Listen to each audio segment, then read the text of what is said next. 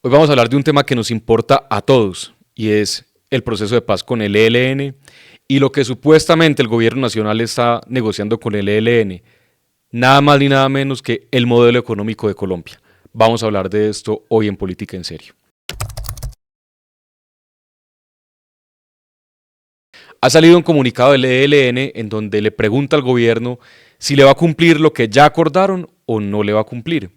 Y la exigencia que está haciendo este grupo guerrillero es que la saque del grupo de las organizaciones armadas ilegales. Ese es, digamos, la contraprestación inmediata.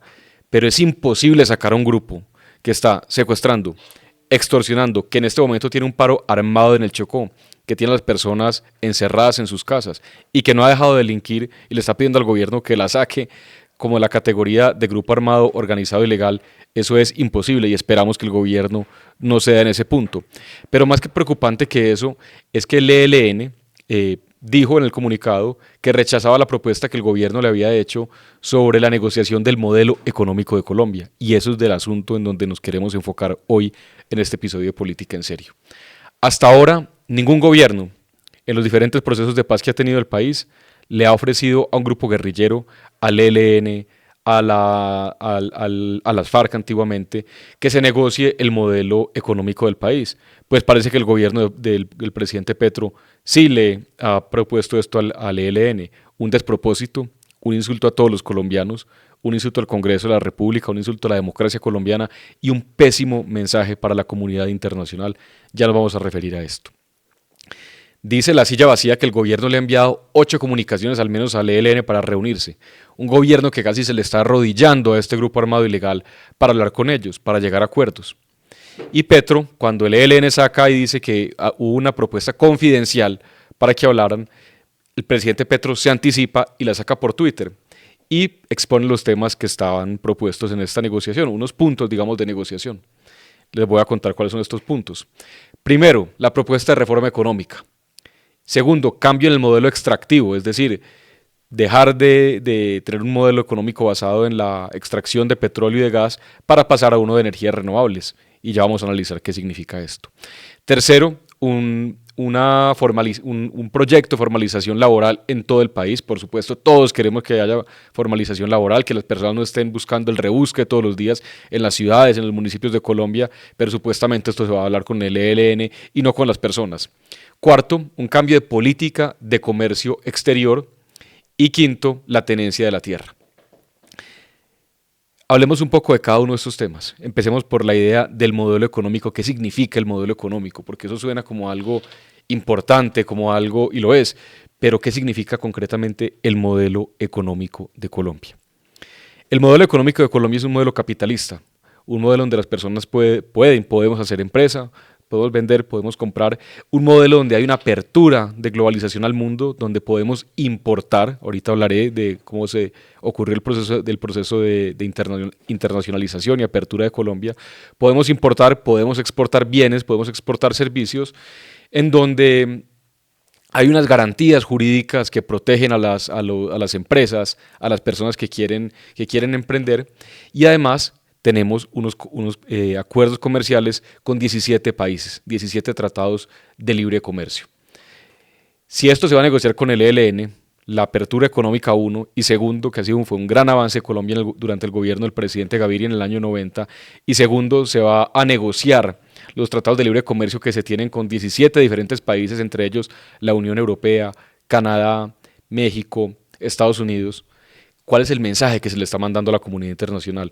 ¿Cuál es el mensaje de estabilidad y de garantía jurídica en Colombia de que aquí las cosas no se van a cambiar simplemente porque un presidente con el ánimo de hacer historia, con el ánimo de firmar una supuesta paz, quiere negociar lo fundamental, que es la manera como comerciamos, como intercambiamos bienes y servicios en Colombia? ¿Qué se le va a decir a los 17 países con los que tenemos tratados de libre comercio? ¿Que se está negociando con un grupo armado ilegal, con un grupo terrorista? ¿Se les va a decir que de eso depende la continuidad de estos tratados de libre comercio? ¿Cuál es entonces qué es lo que el presidente pretende hacer con esta idea de negociar el comercio exterior con el ELN? Y otra pregunta, ¿qué sabe el ELN? Una organización ilegal, terrorista que le ha hecho inmenso daño a Colombia, que además, entre muchas cosas, es la organización terrorista que más daño le ha hecho al medio ambiente, expertos en voladuras de oleoductos, por ejemplo, voladuras de oleoductos que han derramado centenares de toneladas de petróleo a las quebradas, a los ríos de Colombia. ¿Qué le va a proponer el ELN a un gobierno sobre la negociación de la política exterior colombiana? ¿Qué tienen ellos para decir al respecto? Y no tienen nada para decir, empezando por una cosa, porque no están en la legalidad. Si quieren estar en la legalidad, que entreguen las armas, que se sometan a la justicia, que eventualmente los que puedan vayan y hagan política, y desde ahí, desde la democracia, desde las ideas y desde las instituciones, negocien lo que quieran negociar, pero no por la vía armada. Y esperamos de todo corazón que el gobierno no negocie nada por la vía armada, por la presión armada con el ELN, menos asuntos fundamentales. Como repito, es el primer gobierno en la historia de Colombia que propone negociar el modelo económico con un grupo terrorista. Y hablemos un poco de la apertura económica del presidente Gaviria. Antes en Colombia, especialmente pues yo estaba muy joven cuando la apertura económica ocurrió, y muchas personas que pueden ver este podcast, que son más jóvenes, de pronto no saben esto. Antes del año 90, Colombia tenía, cada persona que quisiera importar, tendría que tener unas licencias especiales que el Estado le entregaba, y había aranceles altísimos de importación de bienes del exterior. Yo me acuerdo, por ejemplo, cuando yo era pequeño, cuando mi mamá iba a San Andrés, nos traían lo que llamábamos las chocolatinas norteamericanas, cuando le traían una Hershey's, una Snickers, una Twix. Eso eran cosas muy raras que se veían y que muchas veces llegaban de contrabando al país, y tener una chocolatina o un chicle gringo era una rareza para muchos de nosotros, más aún una prenda de ropa de una marca europea o una marca norteamericana. De ahí que todas estas marcas, digamos, qué sé yo, Náutica, Tommy, marcas de estas gringas, cuando alguien las tenía era como una especie de sello de estatus social, porque era muy raro tenerlas, era muy difícil tenerlas. Colombia era un país proteccionista, era un país donde lo que consumíamos, lo que comíamos, cómo nos vestíamos, los zapatos que nos poníamos, eran industrias nacionales. Pues claro que eso tiene cosas buenas, pero eso rompe la idea de un libre mercado, de un mercado en donde otros países puedan traer sus mercancías y donde nosotros podamos también exportar nuestras mercancías al mundo, como hoy ocurre. Hoy Colombia es un gran exportador, además de lo que ya sabemos, de café, de esmeraldas, de flores. Colombia hoy exporta diseño, vestidos de baño, ropa, pero también conocimiento. Entonces el intercambio de bienes y servicios es fundamental, y esa fue una gran decisión que se tomó durante el gobierno del presidente César Gaviria. Bajar los aranceles de importación, primero gradualmente, luego él aceleró la reducción de aranceles de importación, que tuvo un impacto directo en el crecimiento de la economía colombiana y una conexión de Colombia con el resto del mundo, lo que nos ha permitido tener tratados de libre comercio. Entonces queremos este gran avance que tuvo el país en los años 90, al que nos hemos acostumbrado y en el que muchas generaciones ya han nacido y se han acostumbrado a él, ponerlo en duda por una negociación con el ELN. Es un exabrupto, es una ilegalidad, pero es un insulto a la democracia, un insulto a las instituciones, a los partidos políticos, al Congreso y a todos los colombianos. Y el gobierno debe explicar qué es realmente lo que está negociando con el ELN, lo que de manera secreta lleva haciendo durante 2 años y qué es lo que está poniendo sobre la mesa. Pero más grave aún es que debe exponer y explicar públicamente qué es lo que supuestamente ya se firmó, porque el ELN sí lo dijo: demandamos que el gobierno cumpla lo que ya se ha acordado. Cuando yo estuve en el Congreso, del año 2014 al año 2018, fue el periodo en el que Colombia accedió a la OCDE, la Organización de Comercio y Desarrollo Económico, que es una organización internacional con sede en París, en donde las mejores prácticas de los países son compartidas, pues, para que tengamos un desarrollo, digamos, más rápido, mejor, que Colombia aprenda lo que está pasando en Francia en materia tributaria, que Colombia aprenda de Estados Unidos lo que está pasando en buen gobierno, en gobierno corporativo, en prácticas ambientales, en prácticas de transparencia, etcétera. Colombia ingresó a la OCDE durante el gobierno del presidente Santos. Recuerdo esos debates y recuerdo eso, y creo que ha sido uno de los progresos y avances más importantes que Colombia ha tenido en los últimos 30 años en materia de política exterior. Y recuerdo que el presidente Petro apoyó el ingreso de Colombia a la OCDE, es decir, que hiciera parte de este grupo de países que comparten buenas prácticas de gobierno para el desarrollo, y a Petro le gustaba. Además, a Petro le encanta citar en sus discursos cómo está Colombia dentro de la OCDE, hace parte recurrente de la manera como él le habla al país. Presidente Petro, ¿qué diría la OCDE que a usted le gusta? Parece que le gusta. Cuando se entere que usted está negociando el comercio, la política de comercio exterior y la apertura de Colombia al mundo, la política económica en general del país con un grupo armado terrorista ilegal? ¿Cuál es el mensaje que usted le está mandando no únicamente a la OCDE, sino que usted le está mandando a esos 17 países con los que tenemos acuerdos de comercio?